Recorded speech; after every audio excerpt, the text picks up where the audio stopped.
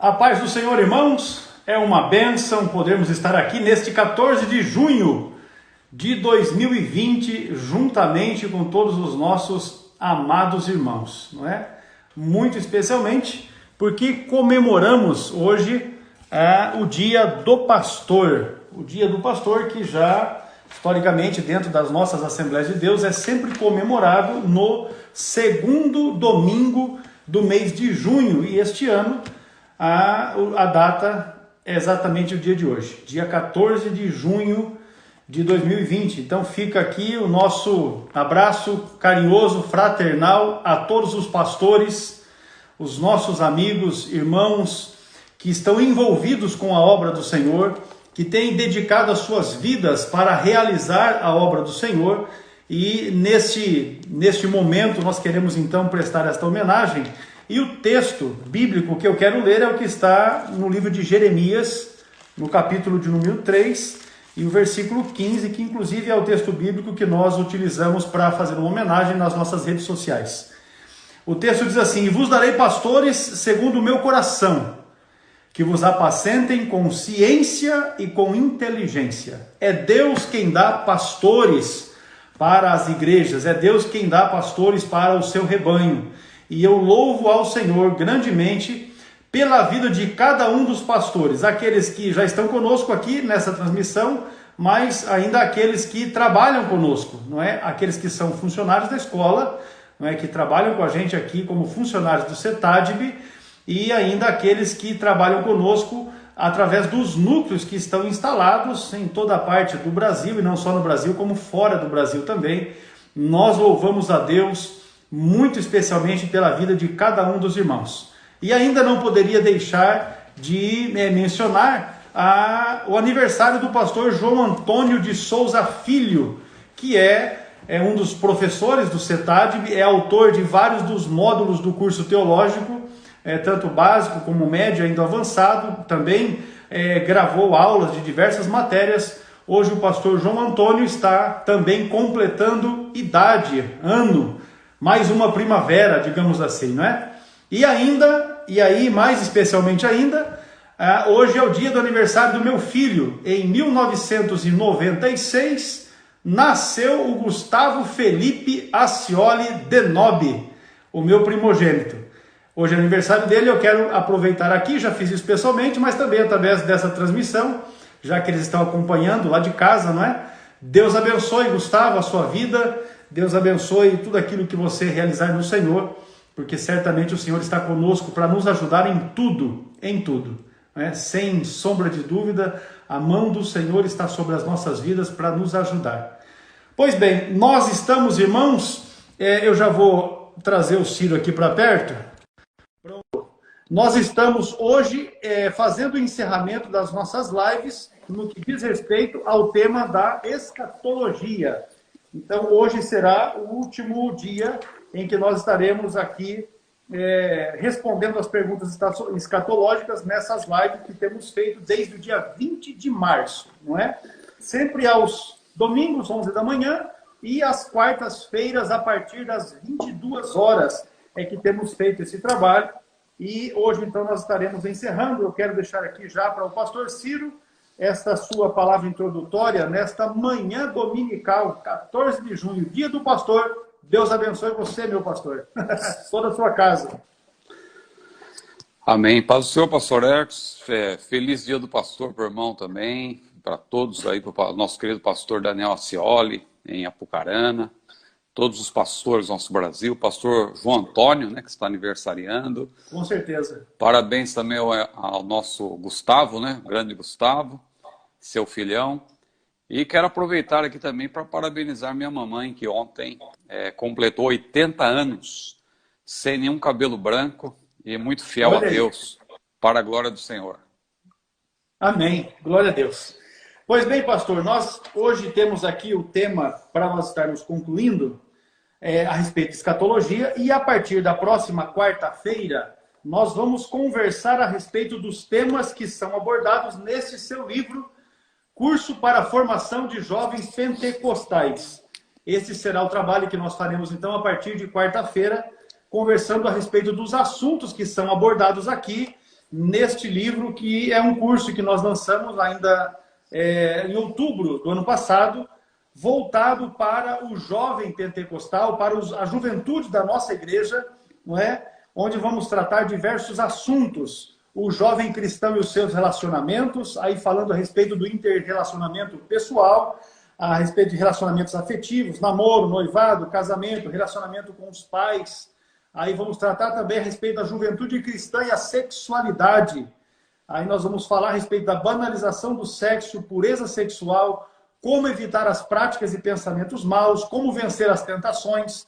Dentro do tema, do assunto preconceito e homossexualidade, nós vamos tratar a respeito dos seguintes tópicos: respeitando a si mesmo e ao próximo, o que é preconceito e discriminação, homossexualidade, homossexualismo e homofobia. Ainda a juventude cristã na era digital, vamos tratar a respeito de todos os temas que abrangem a era digital, também estudando para ter uma carreira, uma palavra de incentivo para os nossos jovens estudarem, para terem, desenvolverem uma profissão.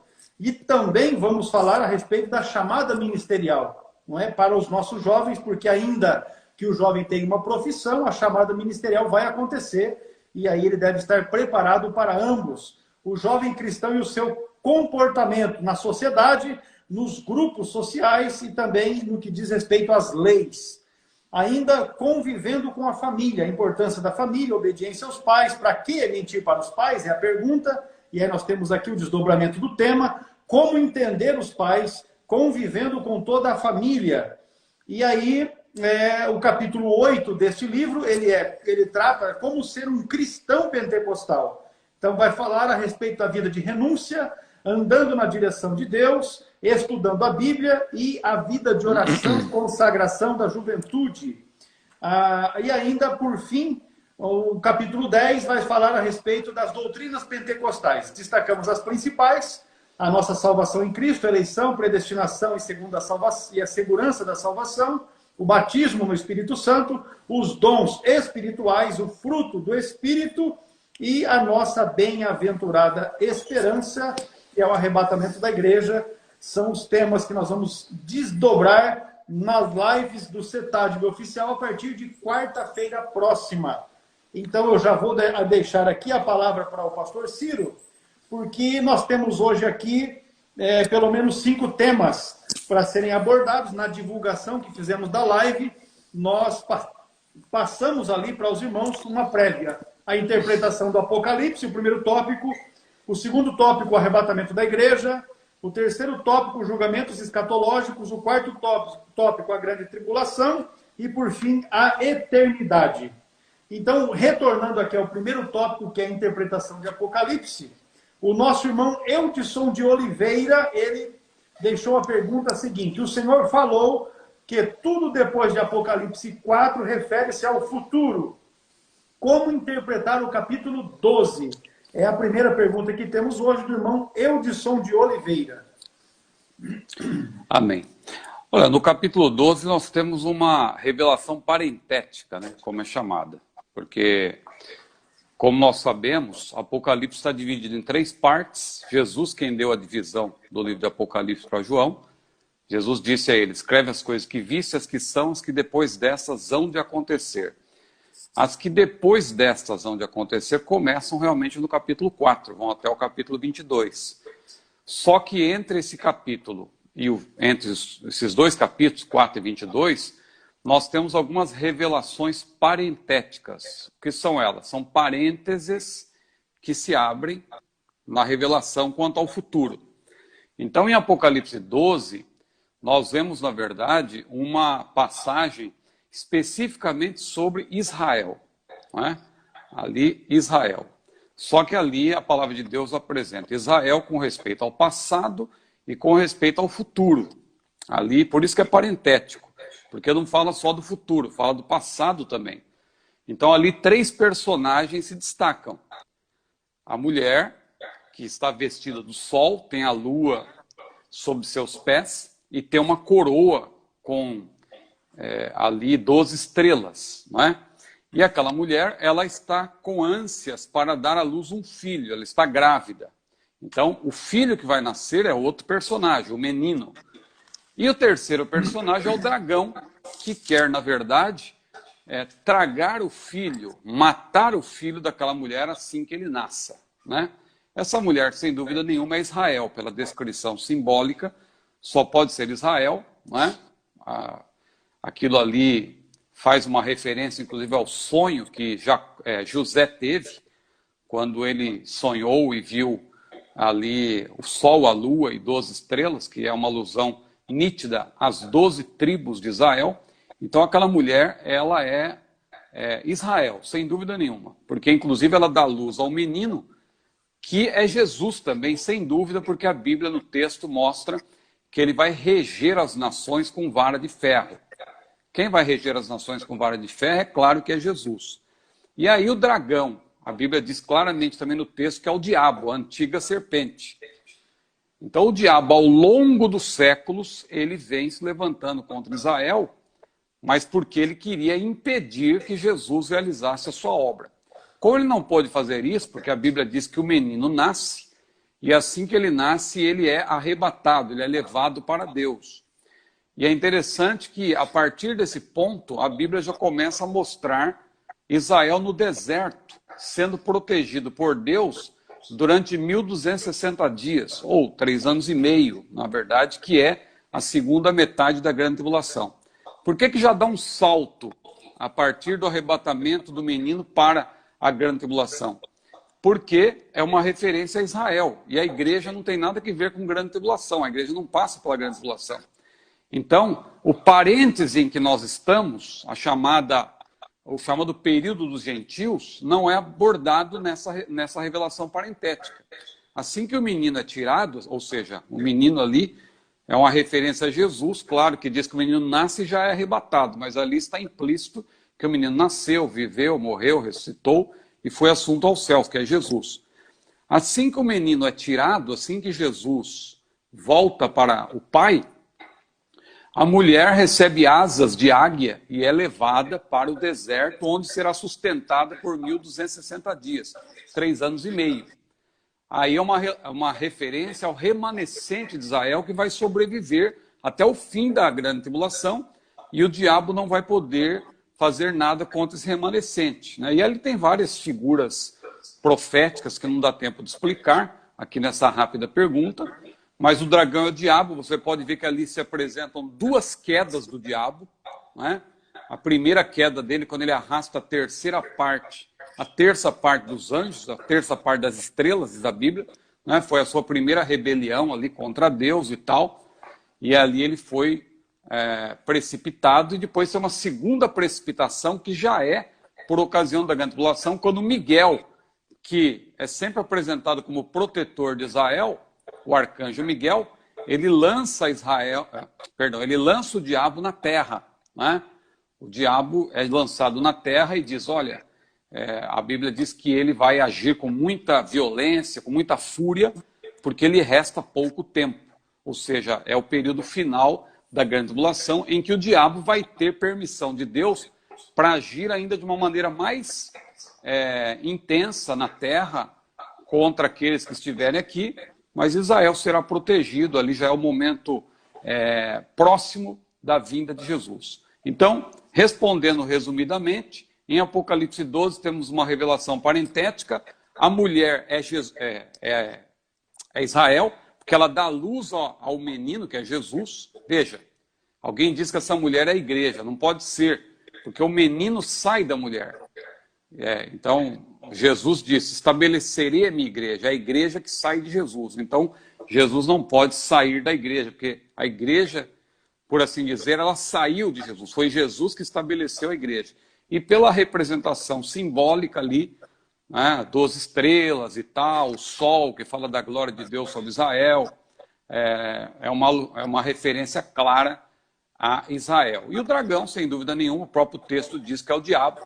Então, ali você vê uma apresentação de Israel no passado, sendo perseguido pelo diabo, que queria impedir que o menino Jesus nascesse. Ele não conseguiu, e assim que o menino nasceu, cumpriu sua obra, voltou para o pai. A mulher, então, já há um salto na história, e a mulher já aparece no deserto. E todo esse período entre a a vinda de Jesus e a volta para o Pai e a grande tribulação, por que não é mencionado? Porque ali não está falando da igreja. A igreja está no parênteses. Essa é mais uma prova de que a igreja não tem nada a ver com a grande tribulação. Lá em Daniel 7, ou Daniel 9, melhor dizendo, versículo 24, a Bíblia deixa claro, inclusive, que as 70 semanas, sendo que a última diz respeito à grande tribulação, foram determinadas sobre Israel e a cidade, né, que é Jerusalém. Amém. Glória a Deus. Está aí esclarecida a questão do irmão Eudson. Eu quero já saudar os irmãos do Tocantins, Rio de Janeiro, os capixabas que já estão conosco aqui. Eu vi que o pastor Paulo Martins está com a gente. O pastor Paulo Martins é presidente da CEA de Seta, lá no Tocantins. Nosso abraço a todos e aos pastores. Mais uma vez, a nossa homenagem por esse dia 14 de junho, dia dos pastores. Agora, no segundo tópico, pastor, nós temos aqui o arrebatamento da igreja. E são 4 os irmãos que fizeram perguntas. P. Cláudio, ele coloca um texto bíblico. Mas daquele dia e hora, ninguém sabe. Nem os anjos do céu, mas unicamente meu Pai. É uma referência ao arrebatamento da igreja, é a pergunta dele. Ou a segunda vinda.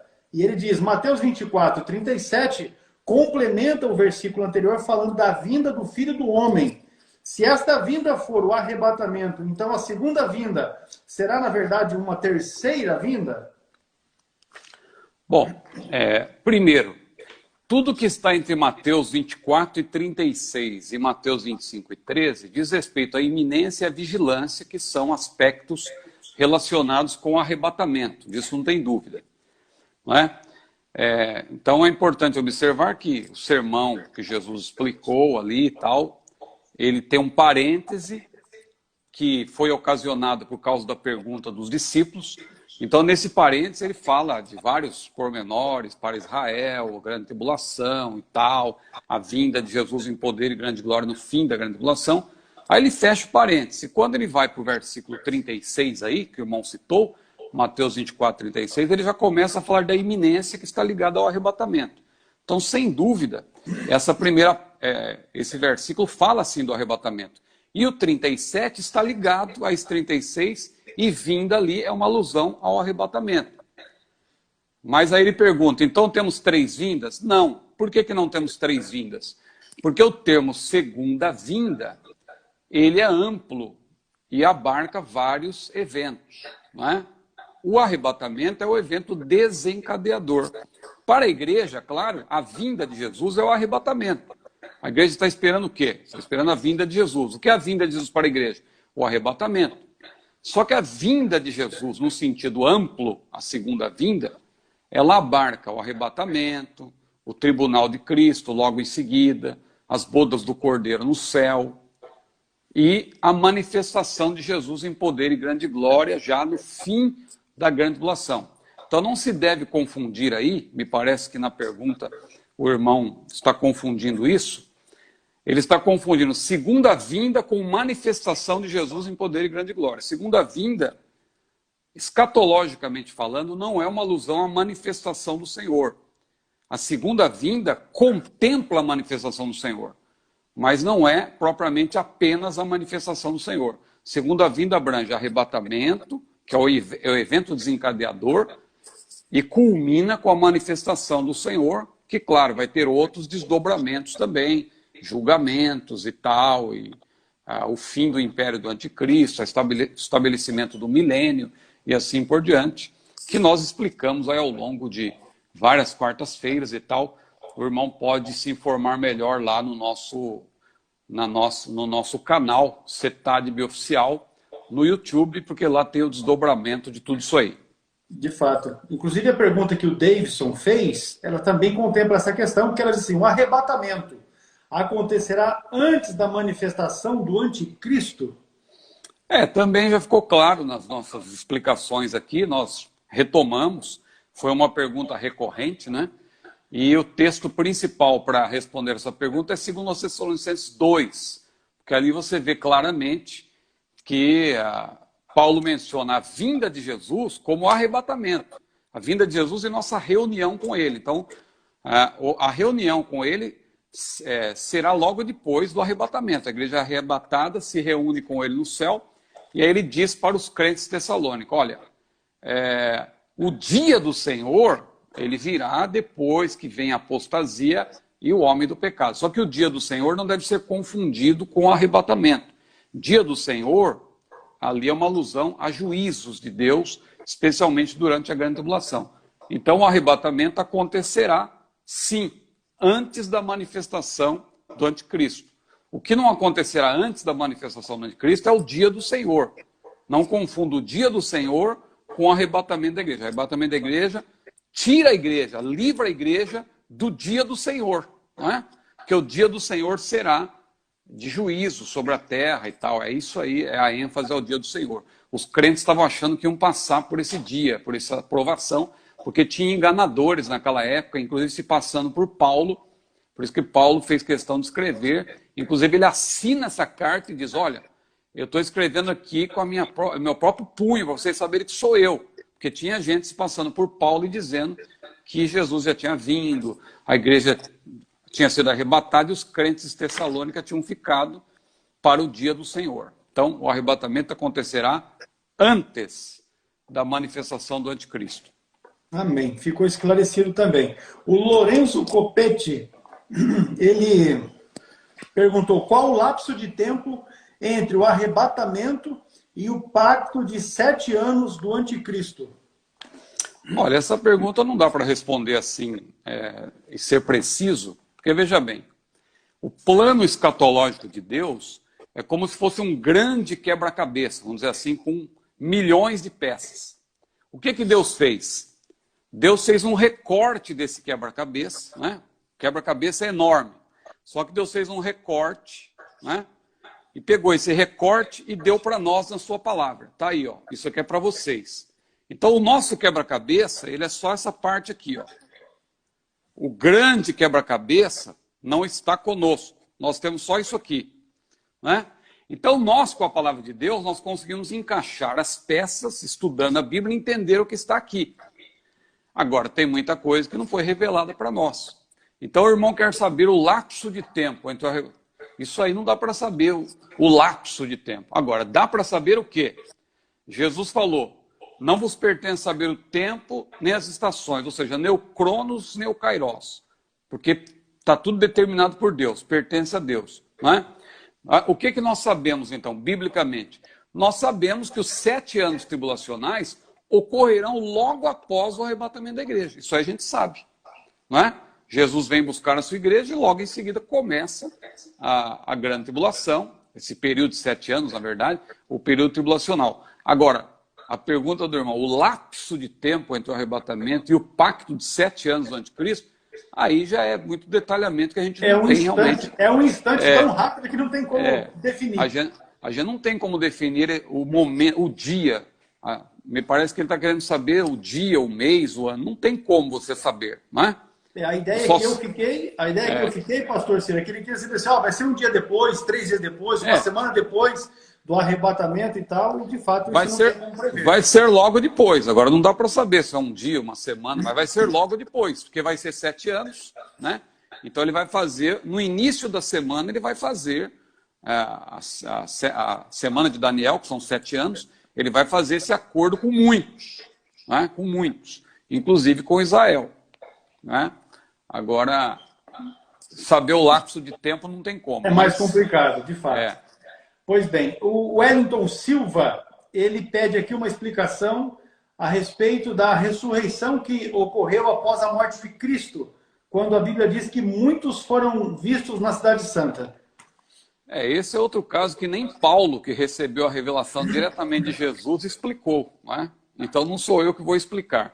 Agora, o que a Bíblia diz ali, Mateus 27, 52, que eu estou aqui com a Bíblia aberta, e Mateus 27, 53, é uma coisa misteriosa mesmo, porque quando Jesus morreu, os sepulcros se abriram, quando ele morreu, né?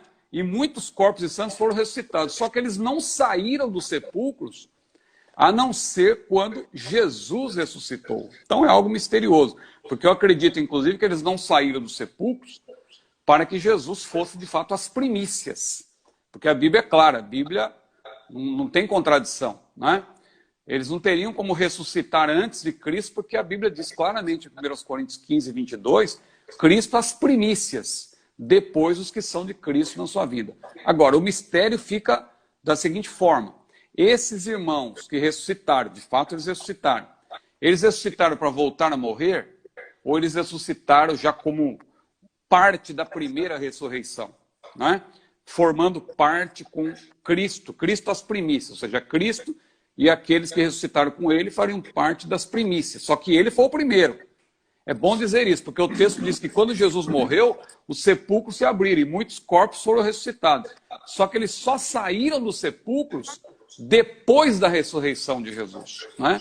Mas vejo que tem um mistério aí, e eu falo não de maneira que eu não queira responder, mas nem Paulo respondeu realmente, porque esse assunto é misterioso, é um assunto que a gente só vai ficar sabendo depois mesmo. Está dentro do que eu falei, do quebra-cabeça, que é enorme, mas Deus só deu um recorte para nós e falou: isso aqui vocês encaixam. O resto, as outras peças que estão fora aí, só depois. Amém. Pois bem, o terceiro ponto que nós temos aqui são os julgamentos escatológicos. E aí nós temos 3 perguntas feitas pelos irmãos. O José Carvalho Júnior, ele faz a pergunta da seguinte forma: o que significa a recompensa ou o galardão mencionado em Apocalipse 22:12? É simbólico ou é literal? Algum salvo ficará sem receber galardão? É uma pergunta interessante essa aí, porque eu vejo muita gente falando das coroas, né? Alguém falando: olha, a coroa desse irmão lá no céu deve ser muito grande, porque ele está fazendo... Bom, se a coroa é grande, a cabeça tem que ser grande também, né? Para encaixar a coroa, né? Mas, na verdade, quando a Bíblia fala de coroa, quando a Bíblia fala de vestes brancas, né? É uma descrição da nossa alta posição que vamos ter quando Cristo reinar, né? É isso que a Bíblia está falando. Então a Bíblia fala da coroa da vida, ser fiel até a morte, da gente a coroa da vida, né? Paulo falou: combati o bom combate, acabei a carreira, guardei a fé, desde agora me está reservada a coroa da justiça. Pedro também falou, né, que quando Jesus voltar, nós receberemos a incorruptível ou imarcessível coroa de glória, ou seja, aquela coroa que não pode murchar. Tem traduções atualizadas que já tiraram esse termo imarcessível, dando a entender que a coroa é uma coroa de ouro, né, tal, como se fosse a coroa do rei, mas não é essa a ideia no original. A ideia no original é coroa de louros, que o vencedor da maratona recebia.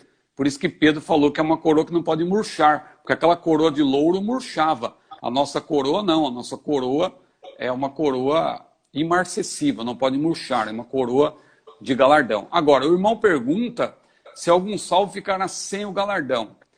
O texto que explica isso aí é 1 Coríntios 3. Leia lá, estude lá, 1 Coríntios 3, 11 a 15. Você vai ver que Paulo ali explica o tribunal de Cristo, e ele diz que as nossas obras, naquele grande dia em que seremos julgados, elas serão comparadas a ouro, prata, pedras preciosas e também madeira, feno e palha. Então, o fogo da presença de Deus vai se manifestar, e as obras que resistem ao fogo, que ali Paulo apresenta como ouro, prata e pedras preciosas, é a representação daqueles que vão receber o galardão. Aqueles irmãos, aquelas irmãs que trabalharam com humildade, com fidelidade. Agora, as obras que vão perecer pelo fogo, o material que vai perecer, né, madeira, feno e palha, representa as obras. O versículo 14, pastor Ciro, para ajudar, o versículo 14 deixa bem claro essa questão. Então, e aí, essa madeira, feno e palha representa as obras que vão perecer com fogo. E lá no final, ele fala daqueles que vão possivelmente não receber nada. Não é que a igreja romana até confunde com purgatório, não tem nada a ver com purgatório, porque diz que o tal, todavia, será salvo, né, pelo fogo. Pelo fogo. A sua obra se queimará, mas ele será salvo pelo fogo. Como que dizendo assim, ó, não vai receber galardão nenhum, mas vai ser salvo. Né? Todavia pelo fogo.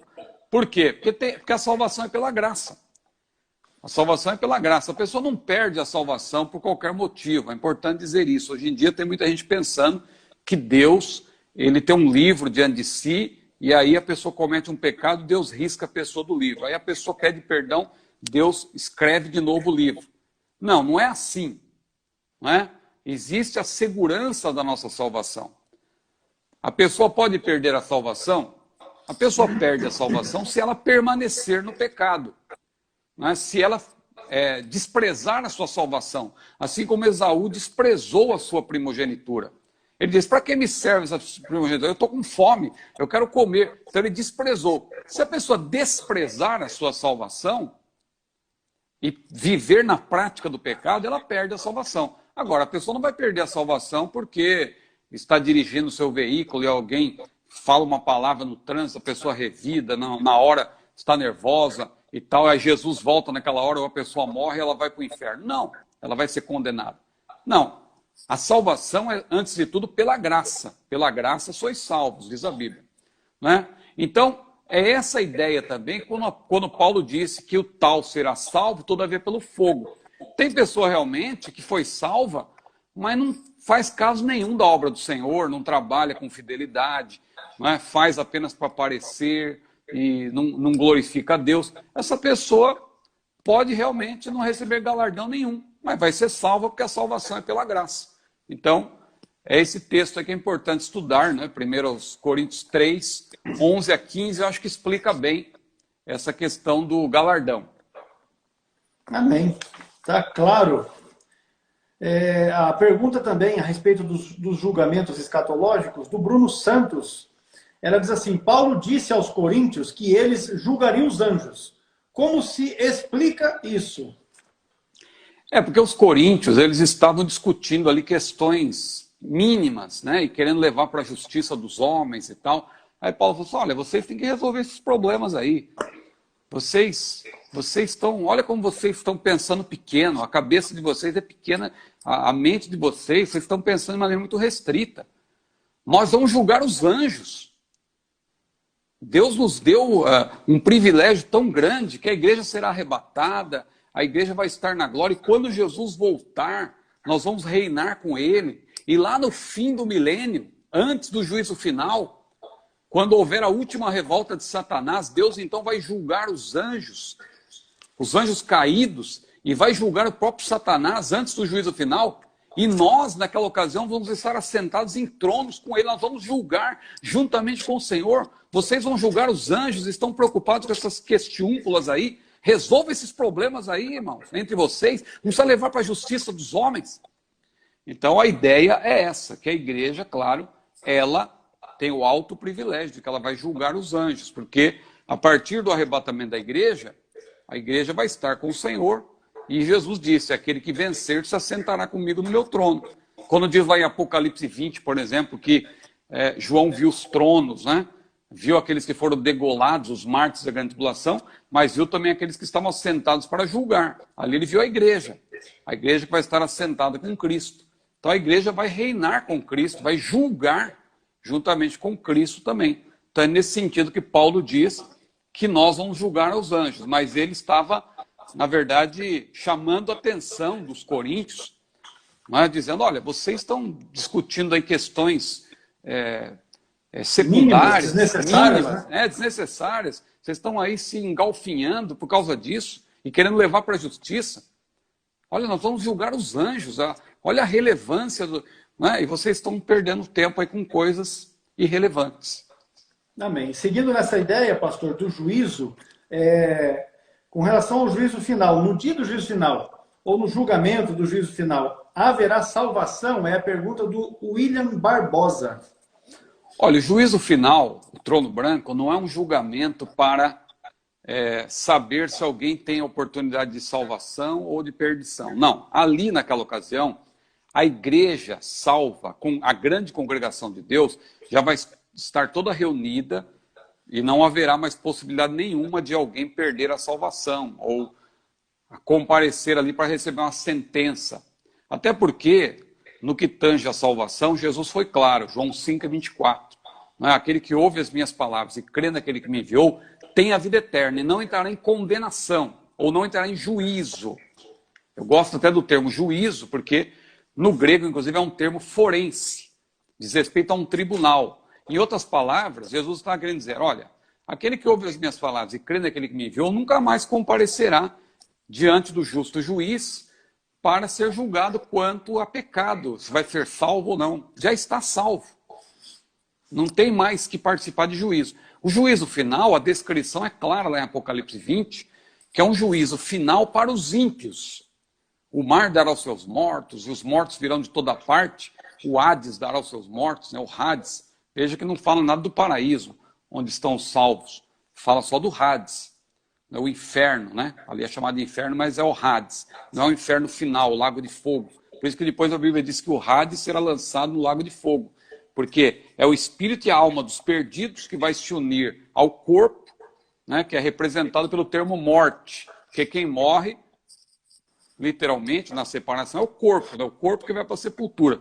Então, quando a Bíblia diz que a morte e o Hades foram lançados no lago de fogo, quer dizer que a pessoa vai ressuscitar a sua parte física, representada pelo termo morte, que é ali uma metonímia, né? Uma figura de linguagem que representa o corpo morto, né? O corpo que está na sepultura, a morte, vai ressuscitar esse corpo ao se unir à parte que está no Hades, que é espírito e alma.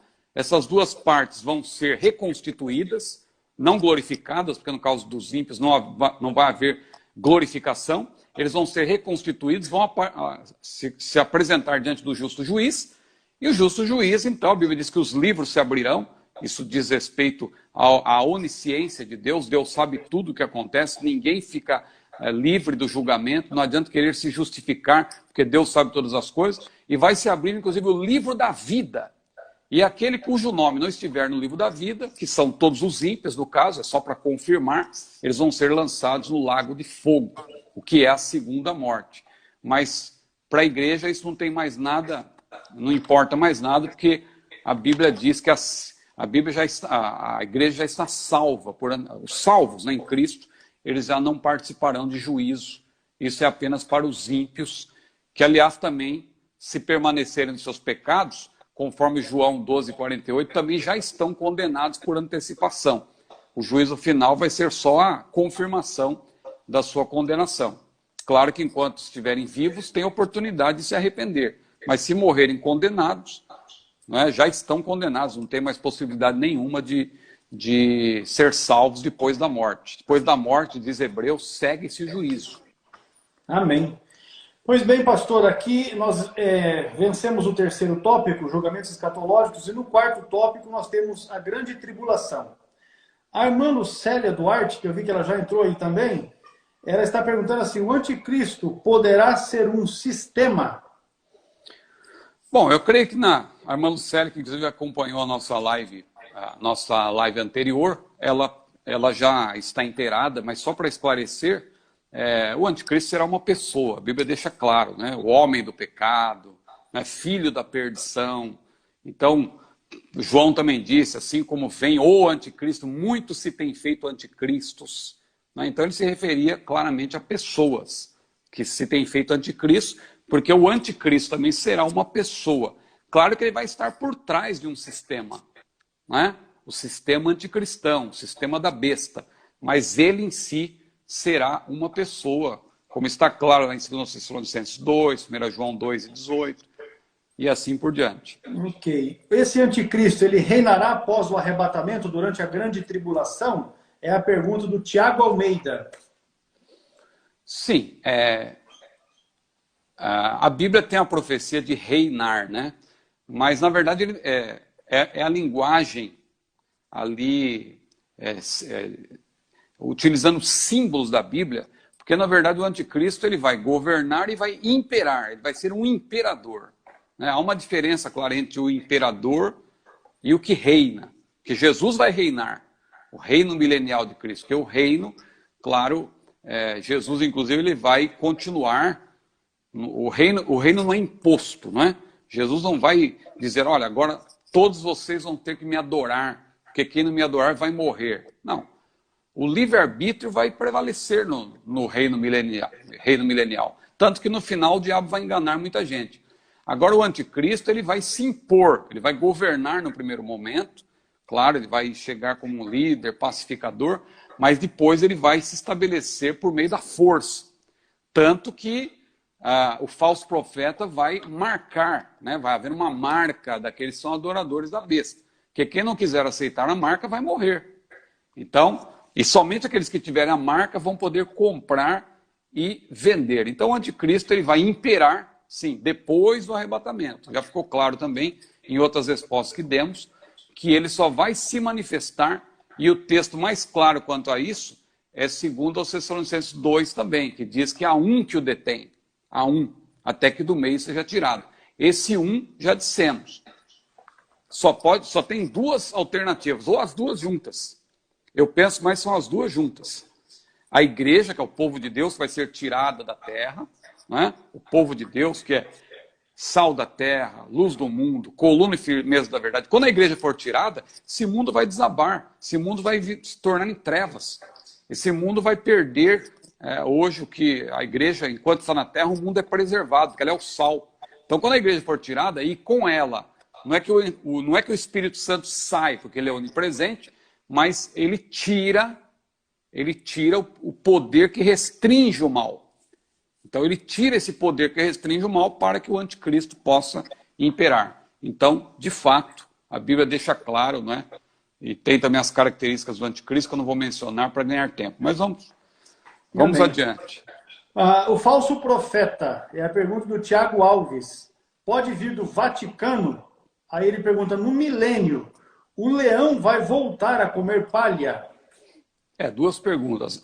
A primeira, com respeito ao falso profeta, como ele será um líder religioso, não confunda o falso profeta com o anticristo. Apocalipse 13 mostra duas bestas, uma que sobe do mar e outra que sobe da terra. A que sobe do mar é um líder político mundial, ele vai ter um governo de dimensões globais, ele vai ter influência sobre o mundo todo. É um líder político. Ele vai ter como assessor a segunda besta, que é um líder religioso, também na esfera mundial. Então, como ele será um líder religioso, a priori, eu acredito que ele pode sim, não posso ser dogmático, mas eu acredito que ele pode ser um papa. Pode ser um papa. Porque o papa é um líder religioso mundial, ele pode, na verdade, fazer apresentar uma proposta, como hoje já acontece, inclusive, uma proposta ecumênica, né, sincrética, vamos ver o que tem de bom em cada religião, vamos nos unir, tal, mais é o que nos separa do que aquilo que nos une, vamos nos unir e tal. Então, é bem possível que esse falso profeta seja, sim, um líder religioso que pode vir a ser o Papa, né? Por que não? Só que a religião do anticristo não vai ser propriamente essa religião sincrética. Essa primeira investida do falso profeta vai ser, claro, em torno de uma religião ecumênica. Mas essa religião ecumênica vai cair também, porque depois vai prevalecer o culto ao anticristo, que o falso profeta vai fazer com que as pessoas forçosamente, claro que alguns vão também aceitar livremente, mas aqueles que não quiserem vão ser forçados a adorar o anticristo. Se não quiserem adorar, serão mortos. A Bíblia deixa claro, porque aqueles que se recusarem a receber o sinal da besta vão poder comprar nem vender, né? Aí já ficam com problema, porque como vão se alimentar, como vão sobreviver. E quando se declaram contrários a esse sinal, serão mortos. A segunda pergunta, rapidamente, eu vou só citar passagens bíblicas aqui, já visto o nosso tempo. A Bíblia diz que o instinto de ferocidade dos animais cessará sim, no milênio. Isaías 11, 6 a 9, anote aí por favor, Isaías 11, 6 a 9, Isaías 35, versículo 9, Isaías 65, versículo 24, ou 25, não é? E Ezequiel 35, versículo 25. Essas passagens deixam claro que os animais não mais se atacarão, nem serão agressivos quando os seres humanos se aproximarem. Ou seja, eles voltarão a comer ervas. Como diz lá em Gênesis 1:30, como era no princípio, vai haver, então, um retorno a isso. Amém. A marca da besta vai ser algo visível, físico, não espiritual. Com tem uma certeza. pergunta aí do Rafael. Tem uma pergunta aí sobre marca que eu posso responder. Então, eu vi essa. Então vai ser logo na sequência. Quem são os 144 mil que fala em Apocalipse, é literal ou figurado esse número? Então, é literal, né? Eles são 144 mil israelitas. Alguém diz, como assim? As tribos se perderam. Olha, Deus não falha. Mas escuta, não vai ser os testemunhos de Jeová? Então, uns falam que é testemunha de Jeová, outros falam que é a igreja. Por incrível que pareça, tem aí um grupo de teólogos. Com certeza. Eu estou perguntando porque a gente sabe que tem.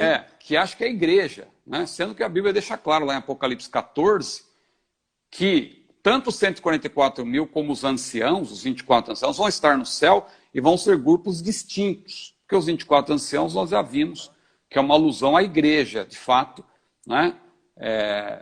Antigo e Novo Testamento, né?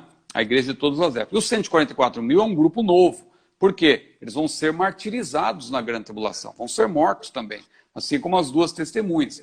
Esses 144 mil judeus, ou israelitas, para ser mais preciso, eles são 12 mil de cada tribo.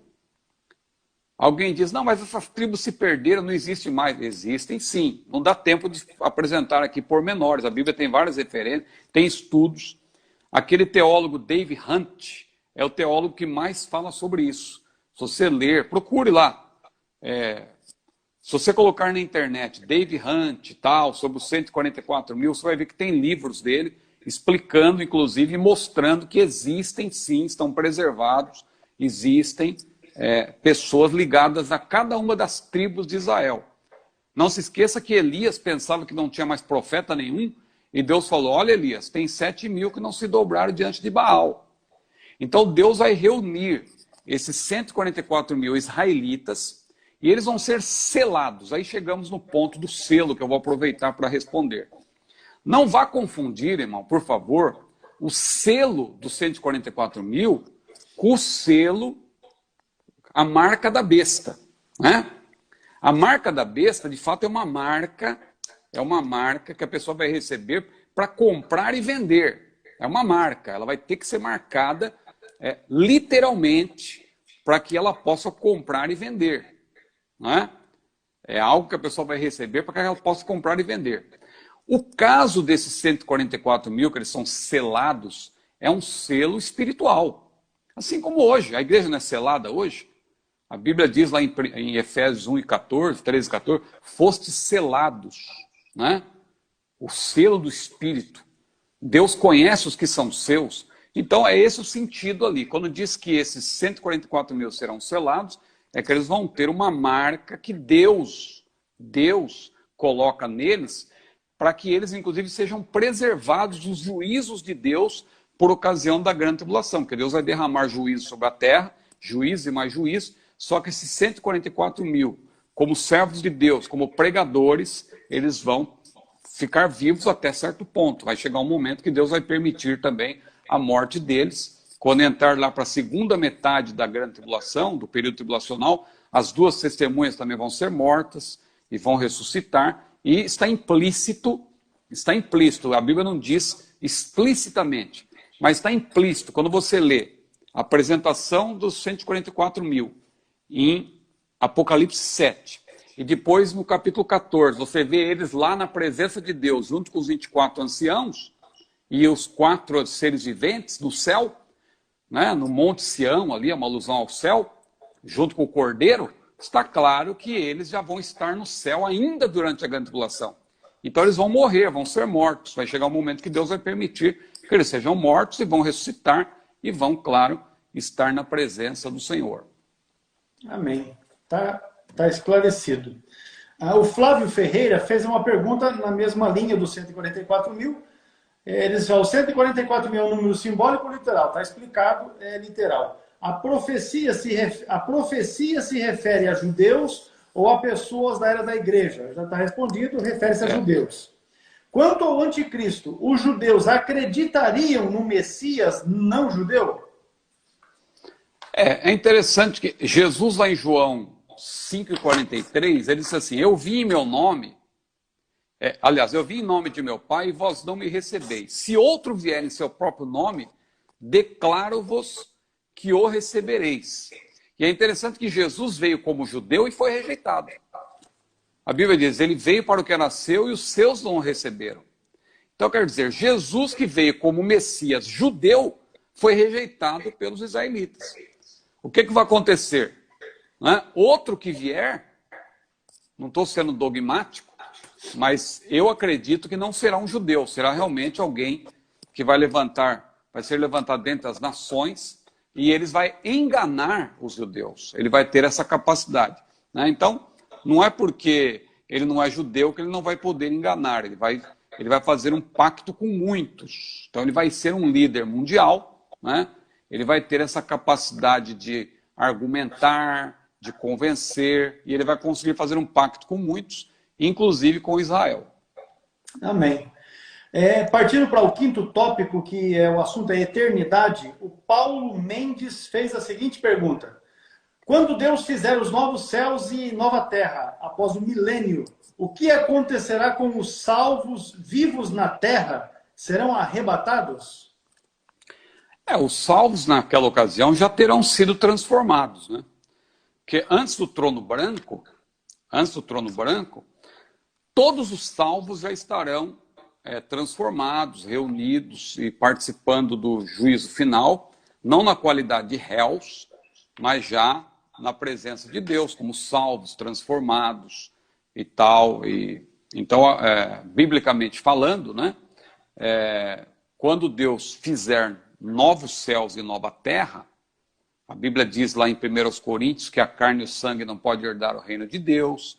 A Bíblia diz que o que é corruptível se revestirá de incorruptibilidade, o que é mortal se revestirá da imortalidade. Então, por ocasião do juízo final, trono branco, logo após a última revolta de Satanás, depois do milênio, aí vai haver, claro, a reunião final de todos aqueles que forem salvos por ocasião do milênio. Vai haver morte no milênio, né? Então, os salvos que morrerem no milênio vão ressuscitar, vão ser transformados. Os que estiverem vivos serão também transformados. Mas eu acho que não faz mais sentido aí um arrebatamento, um novo arrebatamento. Porque o arrebatamento, por que o arrebatamento faz sentido hoje? Porque o arrebatamento é um livramento. Jesus disse: vigiai, pois, para que sejais havidos por dignos de escapar. Então, quando a gente fala de um arrebatamento, um rapto, quando Jesus tirar a igreja da terra, é um livramento. Porque vai vir uma grande tribulação sobre a terra, então Jesus vem e tira a igreja antes da grande tribulação. Aí faz sentido o arrebatamento. Agora, a essa altura aí, depois do milênio, a igreja seria arrebatada para quê? Não, a igreja vai ser transformada e ela vai, a igreja que eu falo, os restantes ali, né? Porque no final tudo vai ser igreja, né? A gente às vezes fala, não, esse grupo não é igreja. Sim, não é igreja por ocasião do arrebatamento. Né? Só que depois do arrebatamento, os mártires da grande tribulação que morrerem e ressuscitarem depois, eles vão ingressar e vão passar a fazer parte da igreja também. Porque o termo igreja, na verdade, alude à reunião de todos os salvos. Né? Então, é isso que vai acontecer. Estamos aí, então, concluindo. Deus abençoe, pastor Hermes. Tá ótimo. Pois bem, meus irmãos, nós temos, e eu quero deixar aqui, porque eu verifiquei as perguntas que foram surgindo aqui hoje, e dizer para os irmãos que, na verdade, todas essas questões foram respondidas durante as lives que nós passamos a fazer, desde o dia 20 de março até hoje, não é? Nós acabamos voltando em vários assuntos, mas já foi feitas exposições a respeito de cada tema, e todas as lives estão disponíveis para serem acessadas no nosso canal no YouTube. Então você se inscreva em nosso canal no YouTube, ative lá as notificações para que você receba também a comunicação dos novos vídeos que estarão sendo liberados, inclusive desta live de hoje, que já será liberada amanhã. Cetadeb Oficial é o canal do Cetadeb no YouTube. Você se inscreva, ative as notificações e nós vamos prosseguindo. A nossa próxima live será na quarta-feira. No que diz respeito ao assunto da escatologia, nas lives nós não vamos mais tratar disso. Porém, se os irmãos tiverem dúvidas, pode encaminhar para nós e nós vamos responder aí individualmente a cada um dos irmãos, pelo direct ou ainda pegando o contato de cada um, vamos estar enviando as respostas, não é? Mas as próximas lives, que será a partir de quarta-feira, nós vamos utilizar este material aqui que é um material que foi escrito pelo pastor Ciro Sanches Zibordi para um curso de formação de jovens pentecostais.